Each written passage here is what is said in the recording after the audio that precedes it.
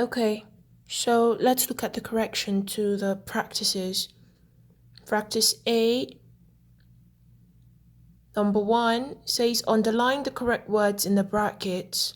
Number 1, can. Number 2, can we. Number 3, be. Number 4, climb. Number 5, play. Number 6, can. Number 7, pay. Number 8, may we. Number 9, rest. Number 10, IB. Practice B. Rearrange the words to form statements or questions.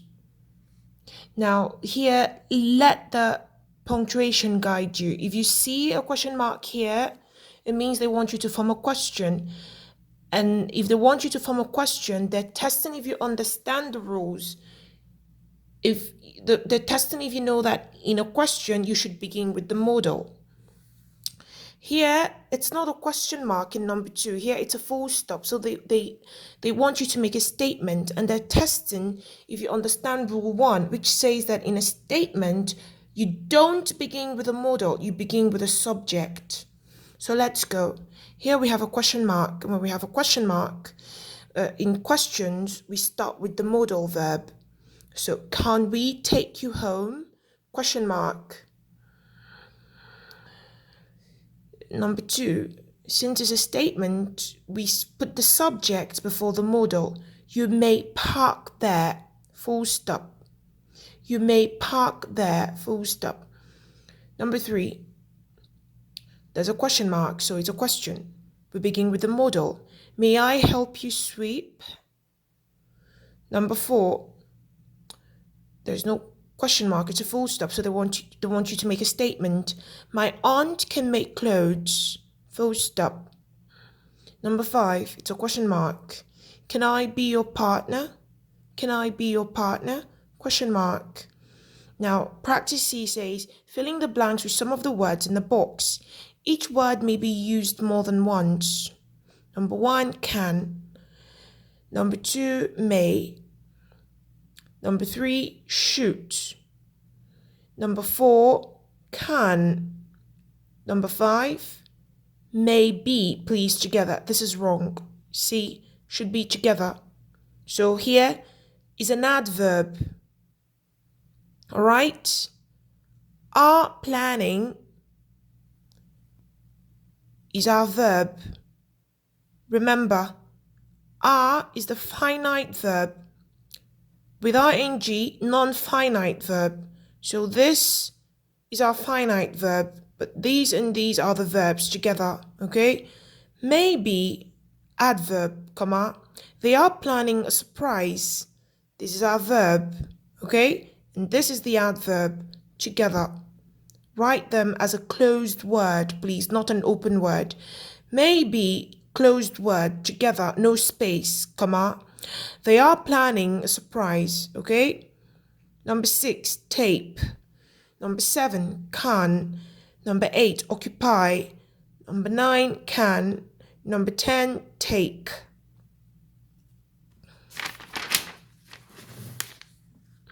Practice D says tick the correct statements in the question.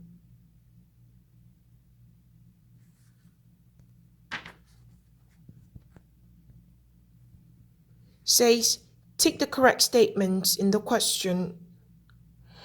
Now, you know how we always do it in class, right? So just put small numbers here so that you don't get confused. So number 1 is wrong. Number 2 is correct, so we tick.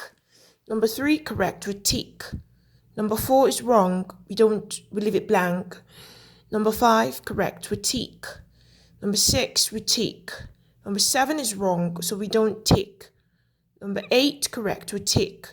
Numbers 9 and 10 are wrong. Okay, so we have numbers 2, 3, 5, 6, and 8 as the correct numbers.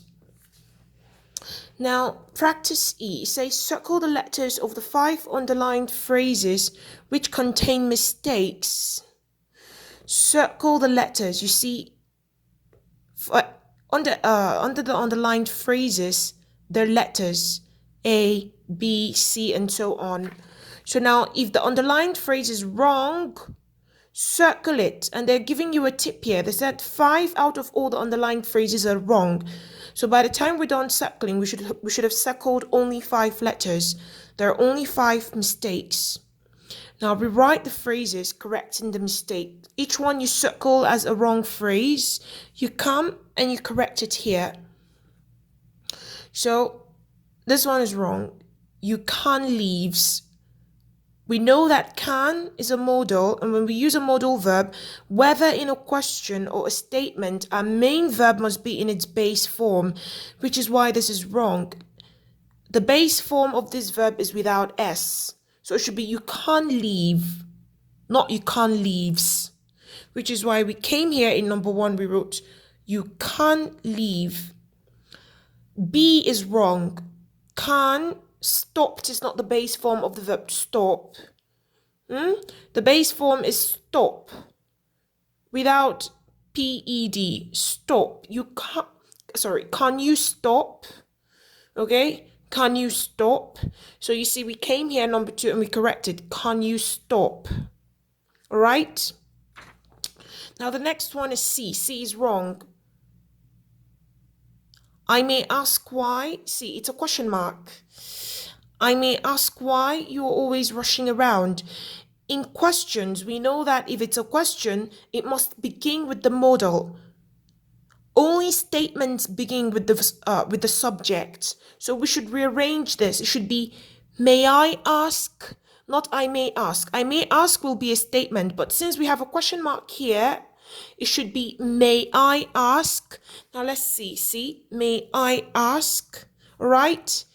D is correct. E is correct. The next wrong one is F. I may be rushing around myself. I may be rushing around myself. Here, it should be separate. Remember, here we learned that if it's separate, it's a verb. If it's together, it's an adverb. Here, we should be using it as a verb. Okay? I may be, so we should separate this. We should make it an open word. I may be rushing around myself. So, see, I may and space before we write be, so it's a verb. I may be rushing around myself. An easy trick is to ask yourself, we know that verbs are action words, right? And verbs appear immediately after the subject, right? Here, I is the subject, meaning that what comes after it is the verb. We learned sentence structure, you remember, is subject and predicate. And most times, not all the time though, most times predicates begin with a verb. Verbs most times appear immediately after the subject. So I may be space rushing around myself. So this is what is wrong here. We need to make this an open word, like we've corrected it here. May and space be rushing. Okay. Now the next wrong thing here is H. G is correct. The next wrong is H. It may goes.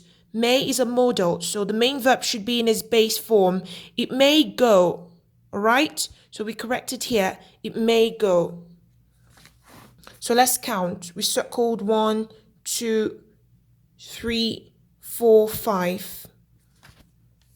Look at the answers once more. You can leave.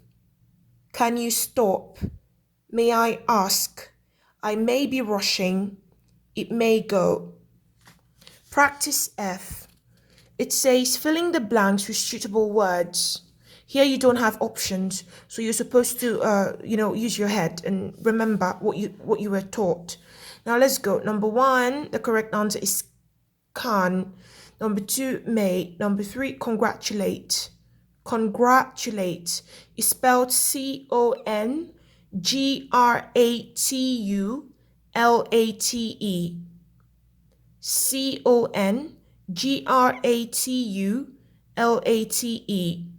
Number 4, have. Number 5, be. Number 6, see. Number 7, may. Number 8, we. Number 9, Could or may. Could or may.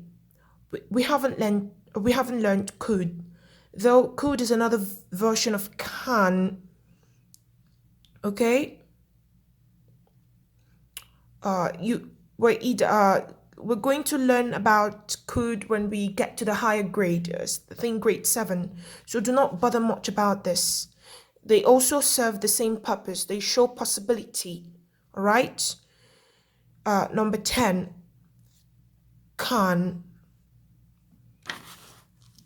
Now, practice G. Practice G. You say, circle the letters of the sentences where can and may are used correctly. There may be more than one answer for each question. So, wherever you see can and may are correctly used, circle. So, number 1 has been done for us. It means can was wrongly used here. And here it was correctly used. All right? So number 1, the correct answer, number 1 has been done for us, sorry. Number 2, the correct answers are A and C. A and C. Number 3, A, B, C are correct. A, B, C are correct. Number 4, A and C. Number 5, A and B. And number 6, B. Okay, now check your answers and correct them. If you have any questions, ask me, okay? I'm waiting for your questions.